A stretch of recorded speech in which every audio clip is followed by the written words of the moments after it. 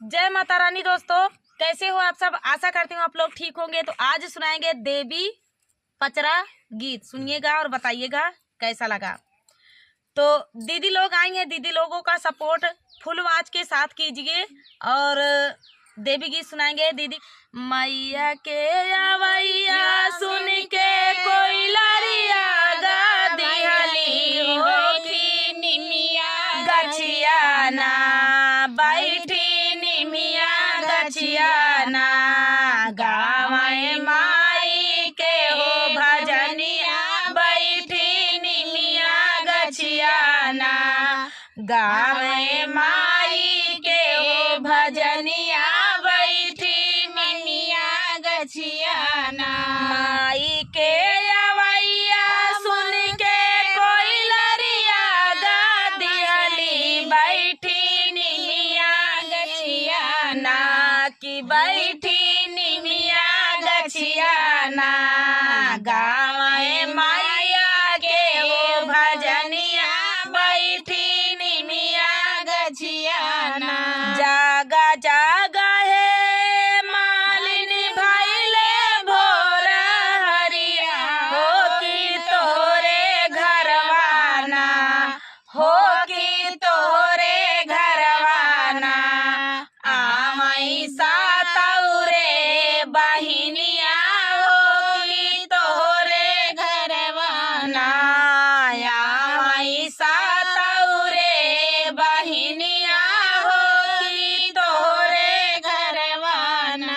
रंग रंग के फूलवा बिछाई डगरिया हो कि घरवाया आवत बाटीना घरवाया आवत बाटीना दुर्गा नाई रे बहिनिया घरवाया आवत बाटीना दुर्गा नाई रे बहिनिया घरवाया आवत बाटीना।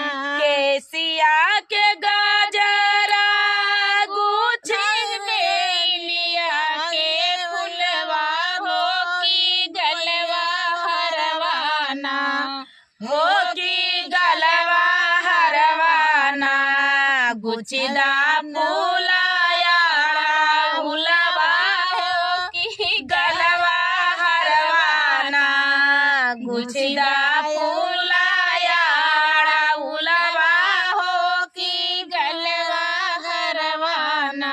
टिकुले महावर चूड़िया सजाई लाथारियावा हो कि घरवाया आवत बाटीना कि घरवाया आवत बाटीना दुर्गा नाव रे बहिनिया घरवाया आवत बाटीना दुर्गा नाव रे बहिनिया घरवाया आवत बाटीना।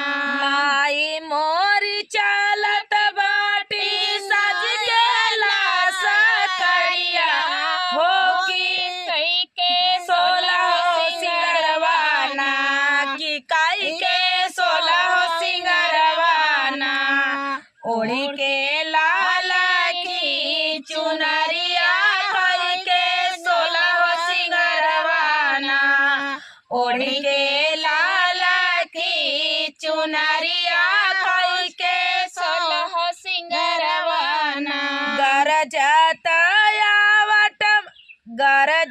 आवत बाटे माई के हो दुलरुआ हो गगनवा लहरेना हो गगनवा लहरेना देवी मैया के पताका हो गगनवा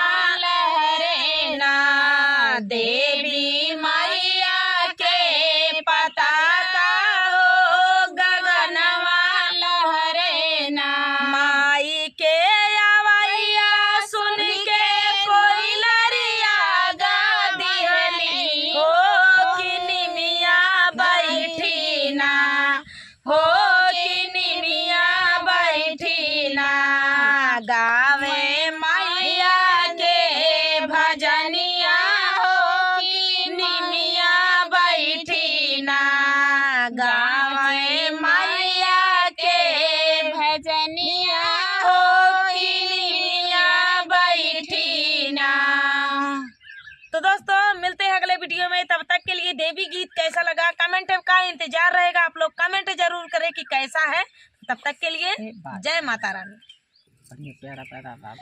नमस्कार दोस्तों, कैसे हो आप सब? आशा करती हूँ आप लोग ठीक होंगे। तो आज सुनाएंगे आप सभी को ललनवा गीत, सुनिएगा और बताइएगा कैसा लगा। बहुत ही प्यारा बेटा सुहाग गीत है, सुनिएगा। दीदी लोगों का सपोर्ट करें। तो चलिए सुनाते हैं। राम लखन दुई नौ खेलै फूला गेंदावा, रे राम लखन दुई नौ खेलै फूला गेंदावा, रे गेंदावा गिराई सीता बगरे लालनवा, रे गेंदावा गिराई सीता बगरे लालनवा। राम लखन दुई नौ खेलै फूला गेंदा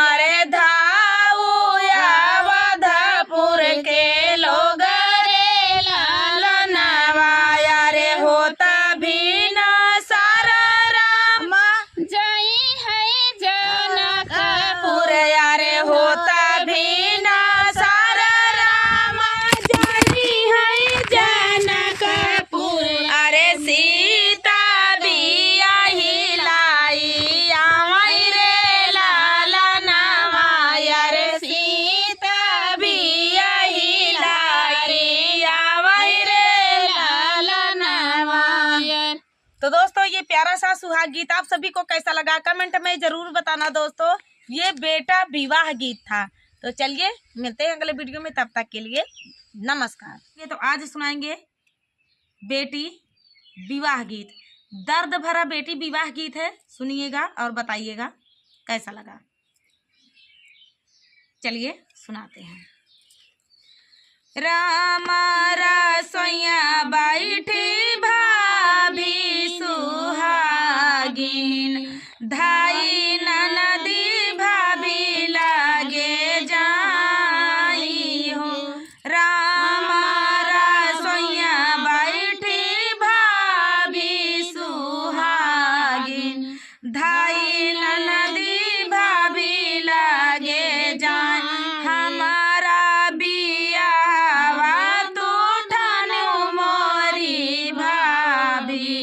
छूटी जाई है नाई हर हमारा बियावा तो ठानो मोरी भाभी, छूटी जाई है नाई हर एक बात भाभी तो से बताई, सुनी ली एक बात तो से बताई मोरी भाभी, सुन ली हो बिनती हमारे ससुराला के दूरी डगरिया, भैया भेजे छठे माँ। हमारे ससुराला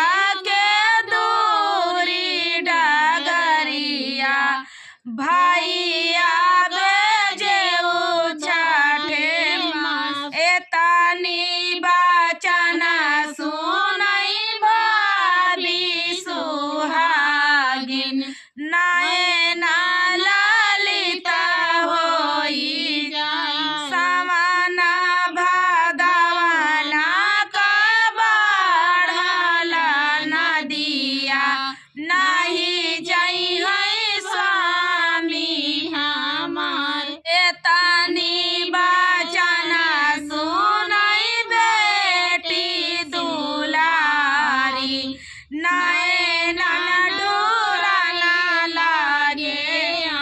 एतनी बचना सुनाई बेटी दुलारी, नैना डोरा न लागे। भैया का मोरी माया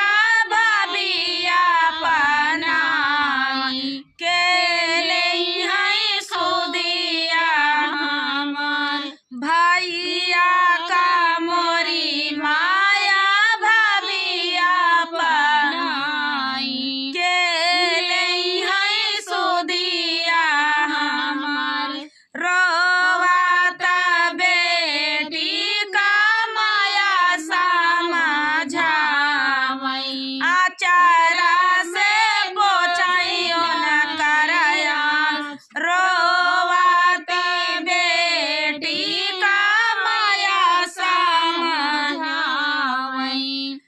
आचारा से पोछाई नाउआ जे जाई है बेटी बरिया जे जाई है। बाबा ना खबर लाई नाउआ का भेजबई बेटी बरिया का भेजबई। बाबा ना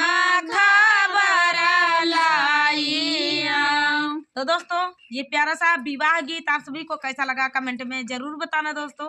मिलते हैं अगले वीडियो में, तब तक के लिए नमस्कार। आज सुनाएंगे चुटकुल्ला नाच गीत। सुनिएगा और बताइएगा कैसा लगा। इनका फरमाइश गया अबे तक आप सबका फरमाइश गावत रहे, लेकिन आज इनका फरमाइश गावत है। तो देवरान जेठान का नोक जोखा दीदी आज गावत है। देखा हमारे दो जने देवरानी जेठान समझ लिया। तो आज नोक झोंक गीत गाएंगे और सुनिएगा। बहुत ही प्यारा चुटकुल्ला नोक झोंक गीत है, आप लोग को चुटकुला गीत अच्छा भी लगता है तो उसी के लिए गा रहे हैं। कैसा लगेगा फुल आवाज करके सुनना। छोटा सा है, आप लोग जाइएगा वहाँ। चलिए सुनाते हैं। हमसे ना करा तिल तेरा, हमारे कोतवाली में डेरा बा।